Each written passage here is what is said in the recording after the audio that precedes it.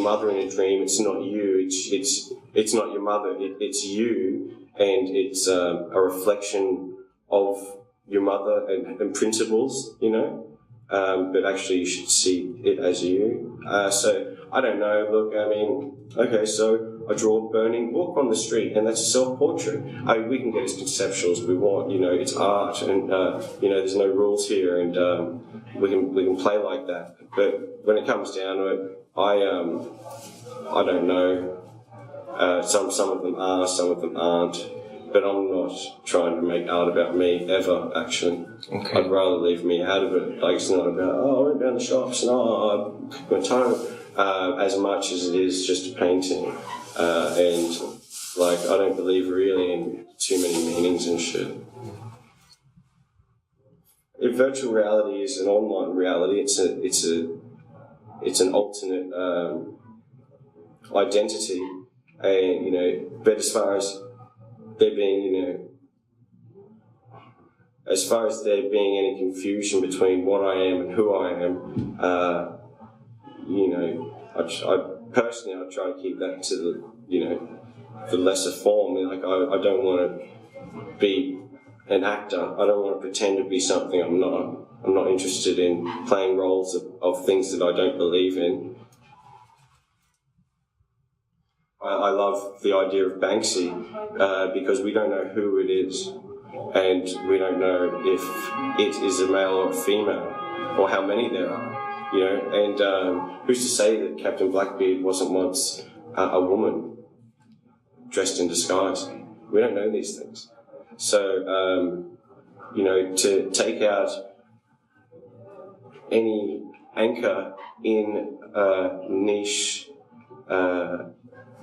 subculture, like, you know, one weighted in gender equality or environmental political issues or, you know, social political issues or being, you know, a certain race or being a certain gender, I've stripped it. I mean, it's convenient for me being white and, you know, Western to be able to go, hey, I've got no anchor in any,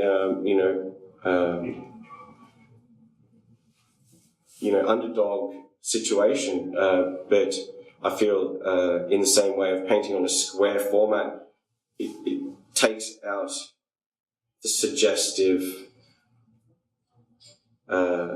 It's harsher. It's harder to paint with no basis in I have an issue, or no basis in it's a landscape. You know, there's no. It's you're in the ring, and it is about the work. It's about the work, and I'd rather be taken out of the equation when it comes to considering if the work's any good. Mm. And I think that for every gender or sexual, you know. Mindset. It's conveniently, from my point of privilege, taken out of the equation, and there you go. That's how I feel about it. I'm entertained by the fact that people can maintain lifestyles and livings by making images. So, you know, I'm thankful for ads in the sense that they're employing creatives, and their objectives of selling products isn't even a part of anything I've got a problem with. The thing I've got a problem with is the monopoly that certain organisations or franchises, you know, have on the you know, face raping of civilians every day, and I just want to jump in on it. I just get in on it. So I just you know, I feel like I'm a part of advertising, but I'm not selling anything. I feel like I'm kind of doing anything. I'm selling an idea of reclaiming space to the public, if anyone even notices what I'm doing, but I'm sure no one's even watching. Yeah, okay, so it's about taking space back. But it's you know, it's not for the people. It's not for me. It's really just to do something. I'm bored. I'm just bored a lot, and I've got a problem with these loud things screaming at me all the time. You know, if I'm in a taxi, it takes a lot of energy to say, "Hey, can we turn the ads off, but leave the music on if there's music?" And because just the desensitization that's gone along with assimilating to an environment that's constantly screaming nonsense at you.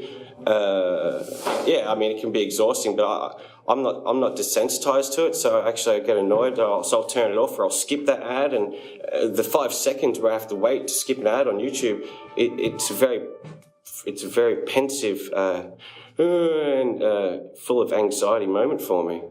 I get very bored, and I get very if I can't hurry an ad along, that bothers me. And I guess that's what I want to take out of my environment. I'm just glad creatives are being employed to be creative, because, you know, painters and designers, visual people of my kind were, you know, we've been replaced by tools since the birth of the Industrial Revolution. So, you know, anywhere that a creative can not build a weapon and, you know, not start a war, then I'm all for it, you know. Oh, sure, everyone should get more money for, you know, acts of creativity, for sure. There's way too much money in the military. There's way too much money in defence and not proactive, you know, respect and love. Africa, dobra. What does speak to this? Oh yeah, I know about that. Yeah, I do like it. I like it more and more as more I stay here. And it's got to do with a lot of things, but it's beautiful, you know. Sure. Touristy shit, you know, man. Museums and shit, seeing actual physical pieces of art that have been the bridges of movements and civilizations. It's fucking fascinating to see, like, you know, Roman history, Egyptian history turned into Roman history, turned into, you know, this, you know, to see the bridges of style where, like, fucking, you know, people build this shit, you know, it's a trip. It's a real trip to see it, and this is where you see it. This is the city that he studied in. This is the city, yeah, I'm definitely inspired by Chile. I've always have been. Have the museum right there, and to, you know, just know the history of him being here. I felt like it was fitting. You know, it's kind of an ode to. If you're going to do a portrait of anybody in any city, it should be, I mean, ideally the one that they lived in or born in or something.